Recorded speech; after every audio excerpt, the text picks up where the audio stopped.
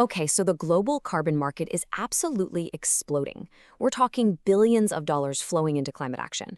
But with that kind of money on the line, how do we know we can actually trust the numbers?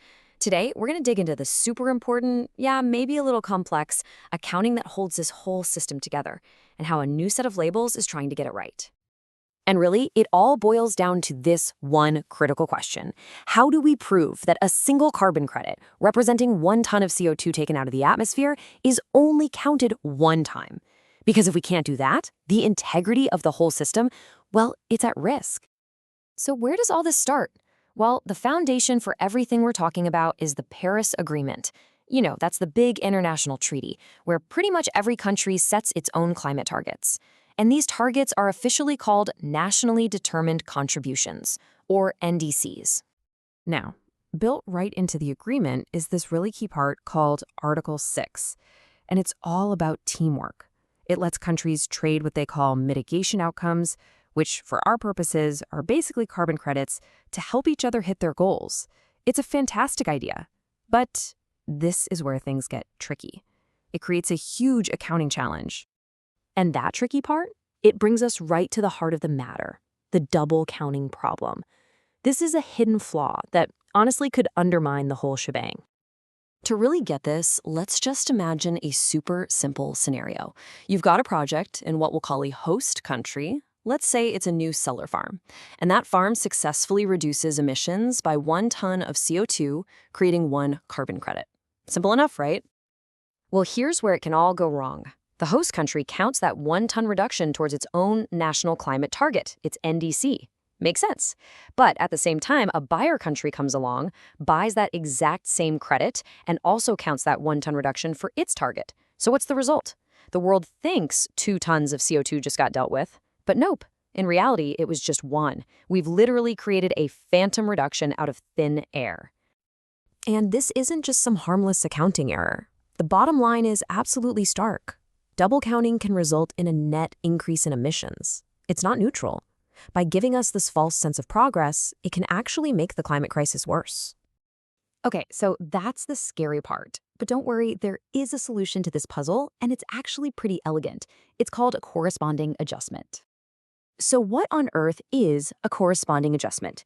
You know, the best way to think about it is like double entry bookkeeping, but for climate action.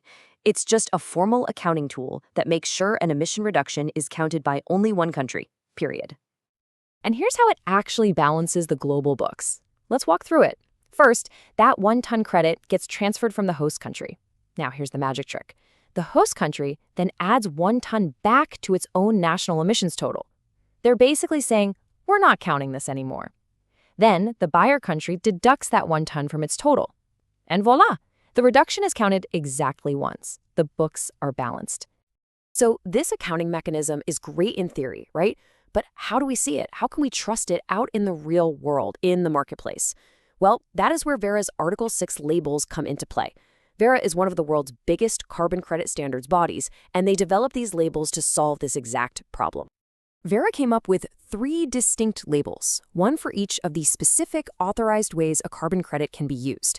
There's one for NDC use, one for what's called international mitigations purposes, and one for other purposes, which is really important for the voluntary market. The first label, Article 6 authorized NDC use, is for that classic scenario we've been talking about, when one country buys a credit to help another country meet its official climate target under the Paris Agreement. Government to government. The second label is for international mitigation purposes. Now, this one's a bit different. It's for these really big international schemes that actually operate outside the Paris Agreement. A perfect example is CORSIA. That's the huge carbon offsetting program for the entire international airline industry. And the third label, for other purposes, is an absolute game changer for the voluntary carbon market. This is the one that gives companies and even individuals buying offsets the confidence that the climate action they're paying for isn't also being claimed by the host country. It ensures their claim actually has integrity. Okay, so we know what these labels are, but how does this all actually work in the real world? How do we get from a country's promise all the way to a label on a carbon credit? Well, it all kicks off with a formal legal document. It's called a Letter of Authorization, or LOA for short. This is the moment a host country officially puts its promise down in writing, committing to make that corresponding adjustment if the credit is used in one of these authorized ways. But here's a key detail. When is the adjustment officially triggered? It all comes down to something called the first transfer. For NDC use, it's pretty simple. The trigger is the first time that credit is transferred internationally. For the other uses, though, the host country actually gets to choose whether the trigger happens right at authorization, when the credit is issued, or when it's finally used. So let's step back for a second. Why do these little labels matter so much? Because they are all about building real integrity and real accountability right into the core of how we tackle climate change globally. You know, these labels are so much more than just a sticker. They act as a public guarantee. They create this transparent, unbreakable link between a single, privately traded carbon credit and a nation's formal public promise.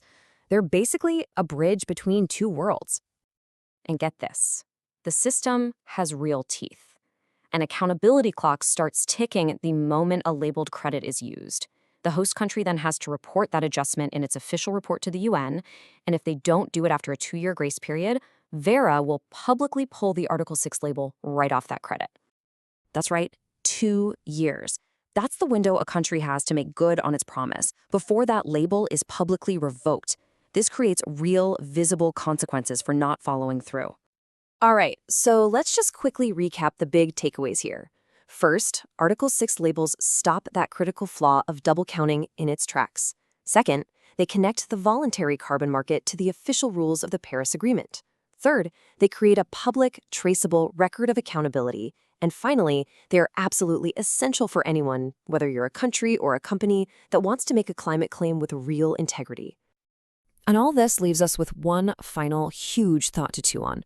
As these carbon markets become more and more central to our global climate strategy, is this level of transparent, verifiable accounting going to become the rule, or will it remain the exception?